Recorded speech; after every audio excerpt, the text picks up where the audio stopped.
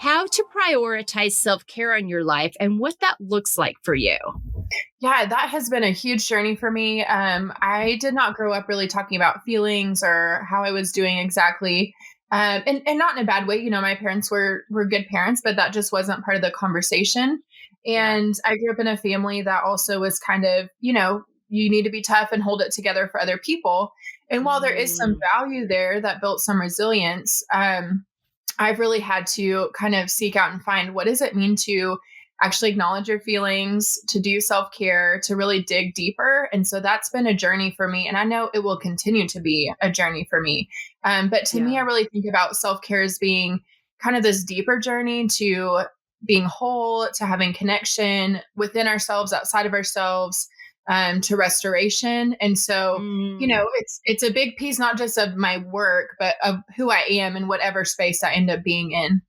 Yeah, absolutely. Absolutely. And, you know, Jaime defines herself with her character traits as loyal, a friend, joy, peacemaker. All those things are wonderful gifts, but they're gifts that we are kind of conditioned to give to others and give our time and selves to others. And sometimes it's hard to remember to stop and fill your cup so that you can give fully to others from those things. So I think even navigating that, and what I loved that Jaime did in this is she gave me those character traits that she herself defined, but she also got great feedback from her friends on how they saw her. And every single one of her friends' character traits that they defined her with aligned perfectly with the way she defined herself. And I thought that was really powerful. And like, not only do you know yourself, but your people know you because you're so authentic about who you are. And I think that goes to, I think people that take care of themselves and know themselves are able to do that. And I think that's a great example of how that plays out for you. Confidently setting boundaries. You are a busy lady. You and Chad do very important work in our community with Open Door, but you're working with some people that have some serious traumas. You've got kids that you're raising and that are running all over doing things that you're trying to keep track of. You have you and your husband's relationship that you're taking care of and yourself. So how do you set boundaries and find those spaces where like, okay, I can't do everything, but you know, how do you work that out? Yeah, that has also been a journey for me. On the Enneagram, I'm a 7, which means I love life and I love to do everything and I don't want to say no to anything. Yeah. And that has led me a few times to places where I realize if I keep up this pace, I'm going to burn out and that's not going to help anybody. And so that's an area in my life I've had to dig really deep and slow down and say, okay, what is the best thing for, at least in my life, probably the community that I'm in. It's the community I'm in because we're building community, not just services. Right. It's better for me to have a longer relationship and a deeper connection than it is for me to do so many things. And so that for me has been difficult. But it has been absolutely worth it. And so that still even goes back to self-care and setting those boundaries is that I've had to look at self-care to go, okay, this is both preventative and restorative. You know, I need to do this every day so I don't get to a place of burnout, but I also need to maybe take extra self-care sometimes when I need to restore even more fully than normal.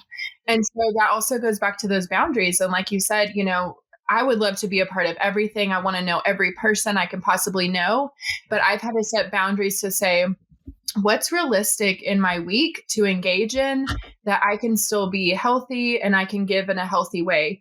Because a lot of us, we can keep giving, but we're not necessarily giving from a healthy place. And I want to be able to give from a healthy place as much as possible. And so for some of what I've had to do in setting boundaries is really in my mind. And part of that is reframing even what I'm doing. And so it would be really easy in my mind to think, oh, I'm just serving all these people and it's kind of a burden, but I'm going to do it. Or I can reframe it to go, I get to be a part of this community. I get to be a part of this work.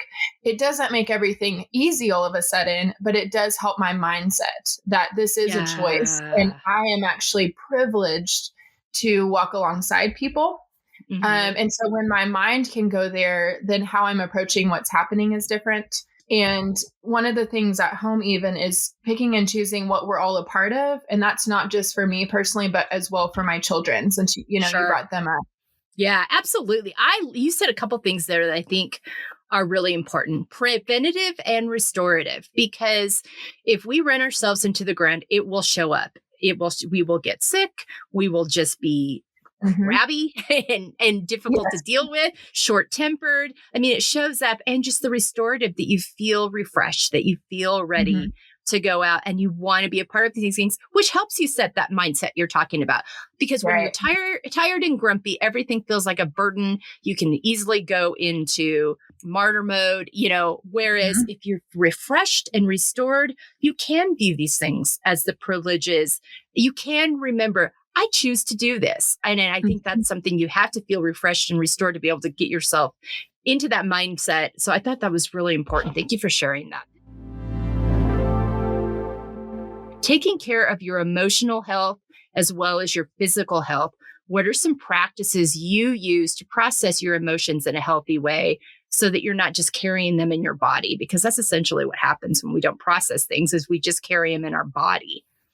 Absolutely. Yeah. That mind and body connection is so powerful. And that is one fortunate thing about working. I work with survivors of trafficking and their children, and I carry my own trauma and then go into a space that has other people's trauma. And so, figuring this out is really important because, like you said, there will be times that it will show up and it will come in one way or another. And I often tell people, if you have things you haven't dealt with, right or wrong, in this space, it's such a raw space that you have to show up so presently that you can think you're the strongest person, but eventually it's going to come up. And that happened with me. And I had to just choose, okay, am I going to walk this out and deal with it? Or am I going to go to another space in life where I can keep pretending it's not there? And I was really challenged. Don't give up, keep figuring this out. And it was really hard. And again, it's a journey that continues, but it has brought about more growth in my life, and it has been absolutely worth it. And so for me, really practically, I love to be outside. I get up in the morning and run pretty early. I'm not necessarily a morning person. I don't love to get up at 5 a.m, but I know it's not going to happen any other time the rest of the day. Like, that's my only time that I can control things a little bit. And so in those spaces you can control, I think we have to be really intentional, because that's a lot of times, that's maybe 5% of our day, honestly, especially in my day. I work, I have an idea of what's going to happen, but it's never really what happens for the day. And I've got to figure out how to accept that and roll with it. But in the little bit of time that I can control, I've really got to pour in, check in, not check out and just zone out, but really check in and figure out, where I'm at, how can I restore myself? And sometimes it's also even with other people. It's not always just by ourselves. Sure. Absolutely. Absolutely. And I think too, we have to kind of redefine, because so many of the words you've talked about, that resiliency and sticking with things that are hard. I grew up with all those mindsets too. And I think we have to redefine what strength is. Sometimes strength is being able to say, you know what? I'm feeling very vulnerable today and I'm feeling very wore out. So I'm going to do some things this morning to help me deal with that, instead of just keep plowing through. Because like we said, it'll catch up. And I relate to the morning time. I get up between 5:30 a.m. and 6. That is not how I'm wired. But I know if I do not do that, if I do not take that quiet time, that journaling time, that meditative time to work out, I will not be my best self the rest of the day. And it will not happen after work. It's not going to happen. It's not going to, at least consistently, right? Right. And things to really benefit us, we have to do them consistently. They have to be a life rhythm. And I think that's something that, if you look at nature, if you look at so many different practices all over the world, rhythm is a huge piece of this. When we look at different kinds of rhythm are part of healing. And I think part of that, again, is that we often are doing as well as our relationships are. And in America, we live in a culture that we often value, this idea of independence. And while some of that is great and it can look really great, we've often missed out on community. And if you look at Yes. people who are healthiest in the world and have lived the longest, they are really tied to their communities. And I was revisiting a book last night called The Book of Joy. I don't know if you've ever read it. It's wonderful. I've heard of it. Yeah. Yes. The Dalai Lama and Desmond Tutu just sat down and people just recorded their conversations, and just such good men. But one of the things they said is that there's an old teaching that talks about what really causes us suffering in our lives are patterns of how we relate to others. And he said, whenever we start to envy others, when we're competitive towards others, or we have contempt towards people, especially those we view as lower than us, that is the root of a lot of our suffering. And so if I'm not checking in with myself and with my relationships, and I don't have relationships of value and depth, I'm probably going to continue landing in that place of suffering. That's not really suffering that has to happen, right? There are sufferings that happen that are out of our control. But we often allow space for that we don't have to. Yeah. And it's so important in this world that we live in, and especially the work you do, mitigate the things you can, because there's going to be surprises. You're just in a stage of life with the ages of your family and the work you do that there's just you're going to have some surprises every day. It's just not the kind of work that all day long, every day is predictable. So yeah, mitigating those things that we can. I love that. Thank you for that. And that important, and where your relationships are. And we'll touch on that more later, but thank you for bringing that up. How can we support ourselves and other women in living unapologetically? I love this one. And I feel like I could talk about this all day. So I've had to kind of rein it in. I love this idea of a true woman who is wild and connected and loving and keeping things together. And I've recently been reading Women Who Run with the Wolves, which is such a good book. I know that. I love it. And I just want to read this one quote because it just hit me yesterday when this was the question, but it says, how does a wild woman affect other women? Well, with her as an ally, as a leader, model, teacher, we see not through two eyes, but through the eyes of intuition, which is many-eyed. When we assert intuition, we are therefore like the starry night. We gaze at the world through 1,000 eyes. And I could read the whole book on here, but we don't have time. But I think that's part of living unapologetically and supporting others, is that you realize how blessed you are, that you have diversity around you in all kinds of ways. And that actually makes your life fuller, and you can see from many other perspectives. And I think a lot of times when we get unhealthy, it's because, like you said, we get grumpy, we have all these things happen, but we start to lose our perspective, and we start to see things sometimes in a way that is not always healthy or real to what's happening. But with a group of women, the women I work with are just phenomenal. And not just because of what they do, but because of who they are. They're very invested in who they are, who they're becoming. And so a lot of us have been through different traumatic events. We have a lot going on in our lives, and we bring that together, and some days are hard and we're crying together. But moreover, we have that collective wisdom. We have that us. We have, that resilience and that kind of trauma resilience, and not just carrying through the trauma. And so I think that itself is such a gift. But again, we have to nurture that within each other. We have to create space for each other to share those parts of ourselves and lend to each other, and listen to each other.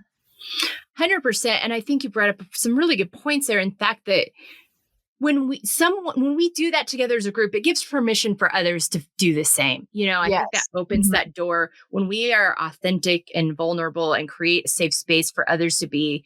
It just enhances and allows that, and everybody to come forward fully as they are, right where they are that day in that moment. I think it's absolutely because some days we just need to cry together, and other days we need to laugh together, and maybe we do both in the same day, because guess what? We can feel all those things at one time. And when we feel like we're in safe spaces and we're seeing others do that, it just invites that. That's such good stuff. Thank you so much. The importance of setting and coming back to your why/your values in everything you do. Talk about that and how that affects how you make these other decisions around boundaries and expectations and relationships. Yeah. There's so many whys, I think, for all of us, some bigger than others. But I think a big why for me is that it's important to me to be a good steward of my life and everything in it.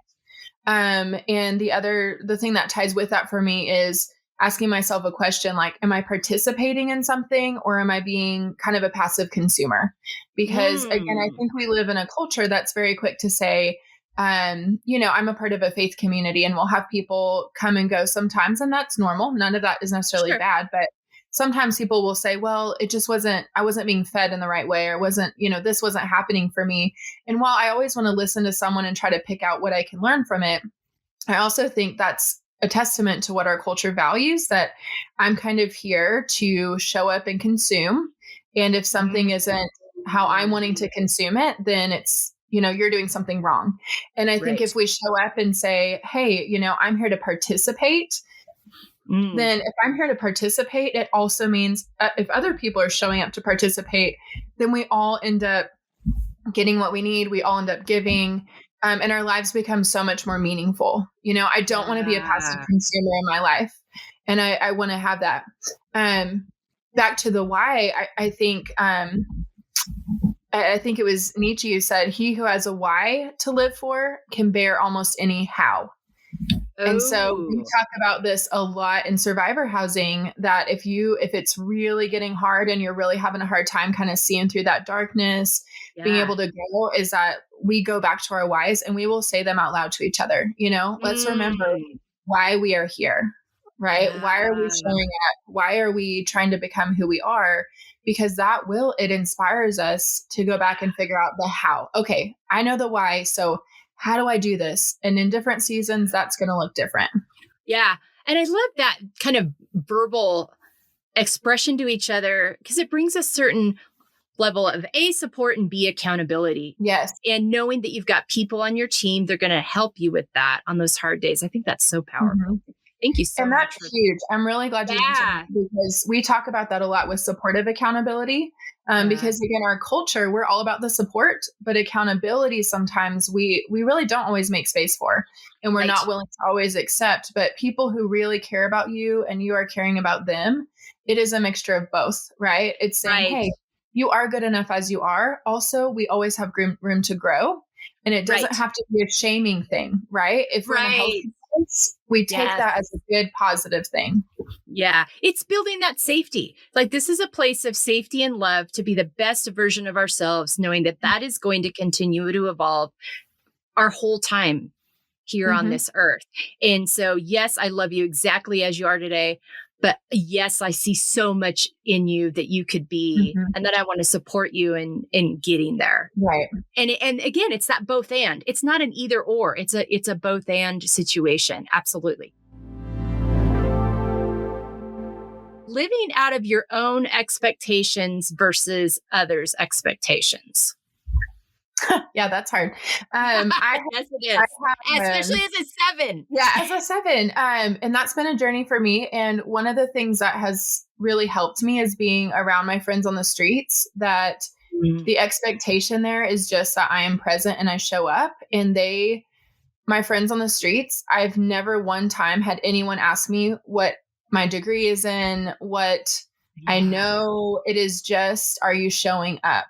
And I love that, because, when you ask what are character traits, I don't really want to introduce you by these, things you've done. I love that, because I struggle with that sometimes. If I have to speak at an event, I will send over my bio sometimes and they're like, no, we need you to say, where you went to school and what you did. And I'm kind of like, that's fine. But unless I have something that connects to you in your life, you don't want to listen to me anyways. Right. And so it's more about connection.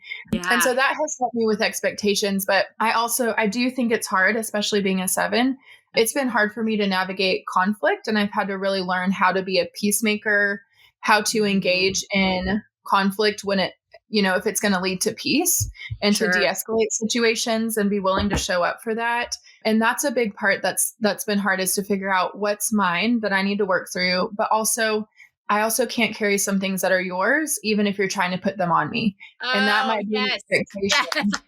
I love that.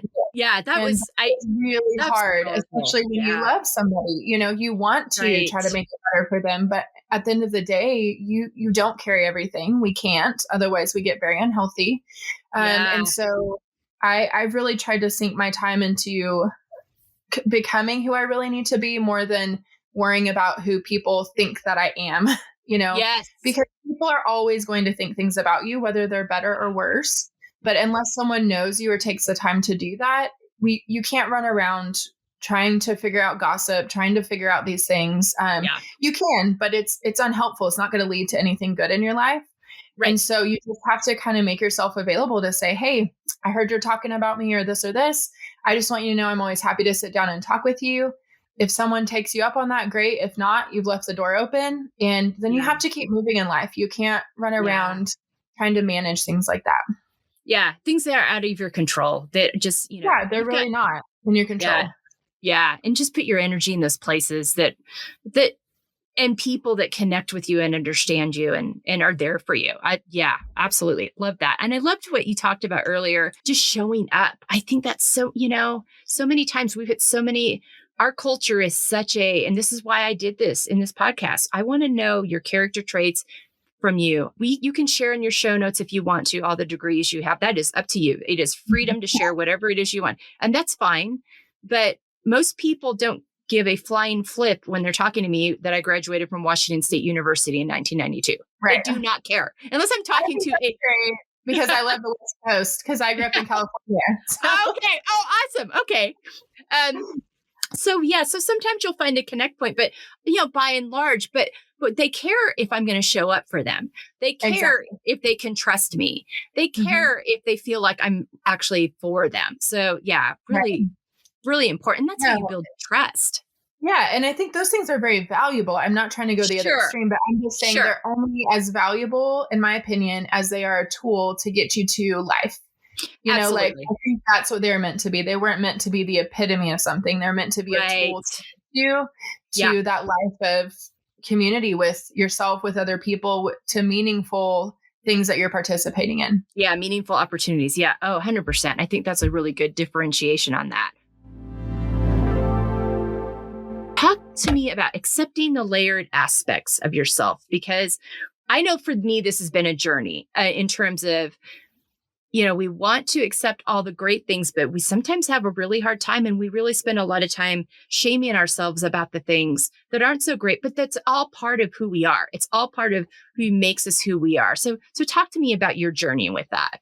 One of the things, again, going back to being a 7, I've had to work through is, do I value having more layers in life, or do I value my depth of layers? And so I have had to, hopefully I'm growing, I'm maturing, but over the years, I'm growing more to value the depth of my layers, and that there will be seasons when I have many, and that's okay too, but that is not what determines that my life is meaningful, purposeful. I'm doing enough, if that makes sense. And that I might be in a season I'm focusing on a few and not just trying to go wide with everything.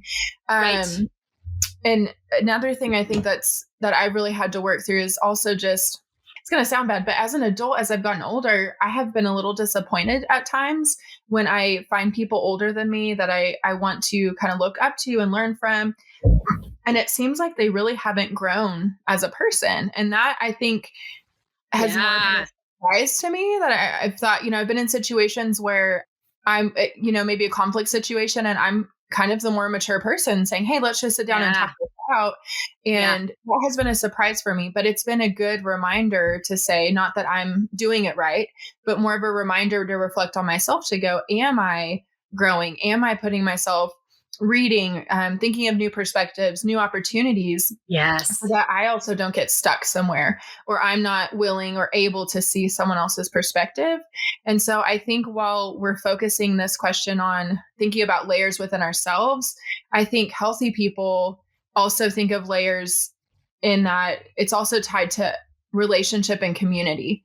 And I 100%. Think a lot of times our culture, it's all about our personal upward journey, right? Whatever that looks like. But I think healthy people know that no one is on a journey all by themselves.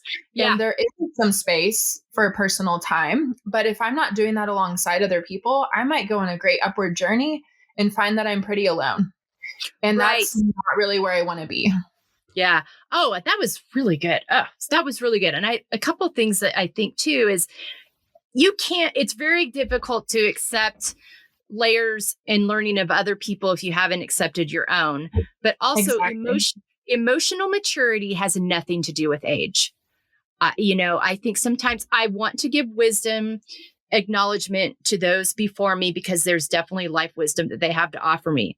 But I know people that are 20, 30 years older than me that are very emotionally immature, and it becomes, and people get to choose whether they continue to be learners or not. I mean, one of the things that I pride myself on is I've continued to be a learner. I don't think the same way I did 10 to 15 years ago.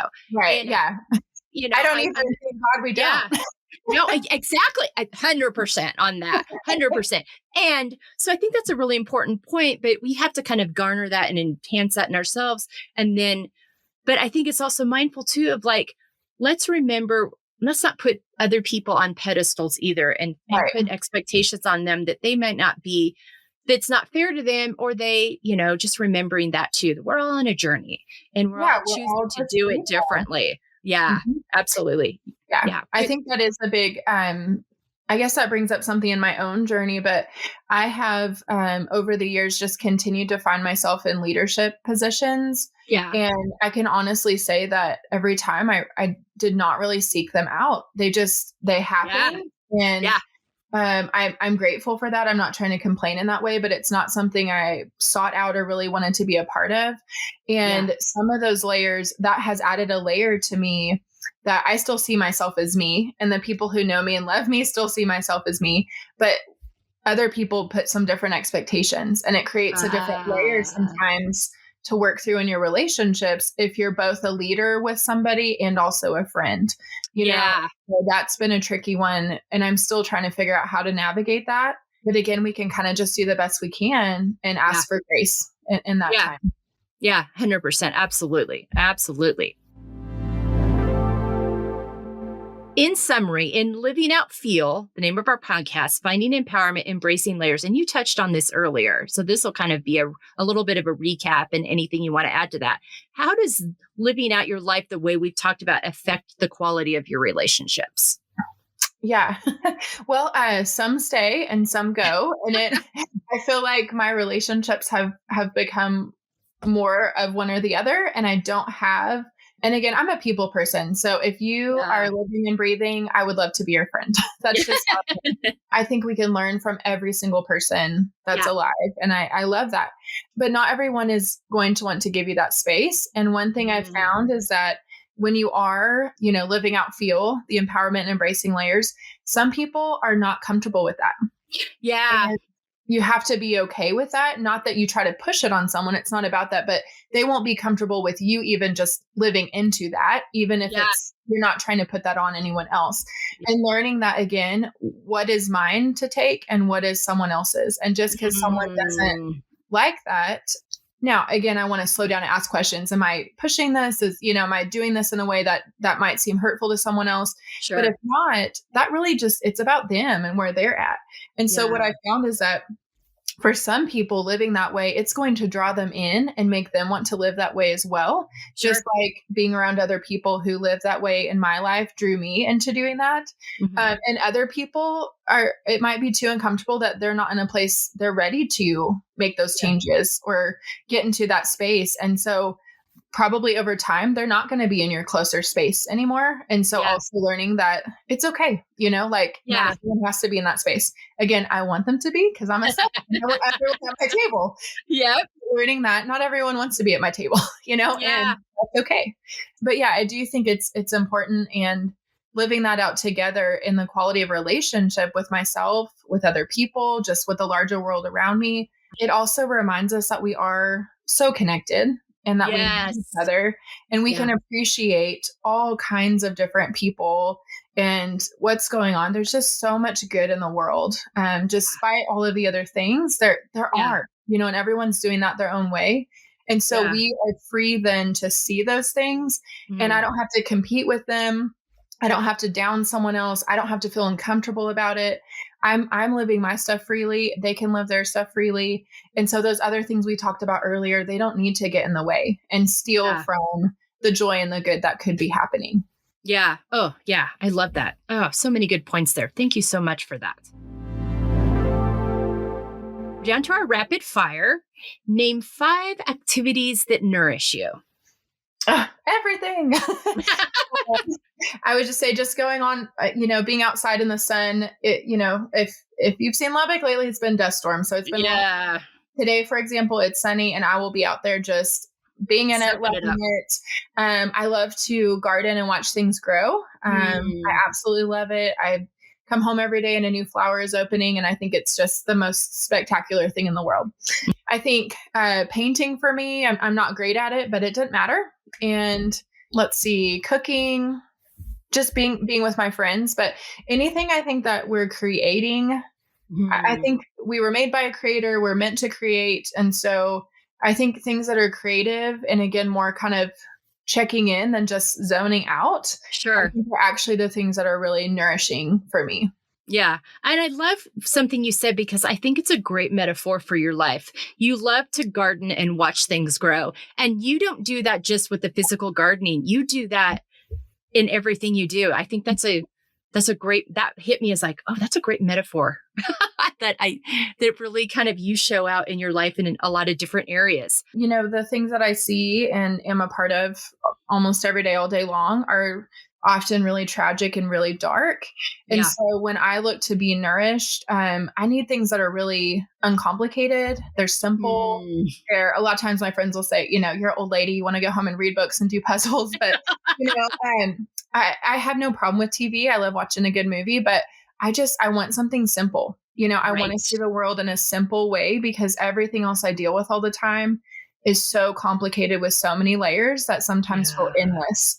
And so that's one thing I just want to encourage us is like, are we finding those good, simple things to restore? Or are we just kind of always just checking out, watching TV, or doing, those are good in balance. But if that's the only way that we're kind of having our time, I don't think it's really restoring those beautiful things inside of you that are meant to be, just kind of out in the world. But words on how I want to feel, everything, but I want to feel alive, honest, and just kind of holding to that, being here, being present, being grateful. And I also revisited, again, I was just looking at the Book of Joy last night. It's such a great book. And he says, it's not happiness that makes us grateful, but being grateful makes us happy. Oh, and because one of my words was going to be joy. And I was like, yeah, but if I'm grateful, I'm always finding joy. I feel like those are so connected. And then my other word is sustained. I have a lot of new things coming on my plate this year. It's constant, but some bigger than others. And so I just want to feel like I can be sustained this year and kind of just keep up with it and be in a good place. Yeah, I love that. And I want to go back to, before we wrap this up, I loved what you added in between our 5 activities that nourish you and 5 words on how you want to live. I love that part of that simplicity part that you added, because, and I think when it comes to restorative, sometimes we use very disassociative practices and think that we're resting and restoring. And I think it's important that we make sure, I'm not saying that sometimes to just check out and binge watch something is terrible. I do it. And sometimes and balance, do that. Sure. But also, don't make that your only thing. Make sure that time you're taking are those simple things that do actually restore you and don't allow you just to check out. Exactly. So thank you for bringing that up. I think that's really important. Jaime, thanks so much for this conversation. This was every bit as great as I was told and shared with by others it would be. And I'm so appreciative of your very busy time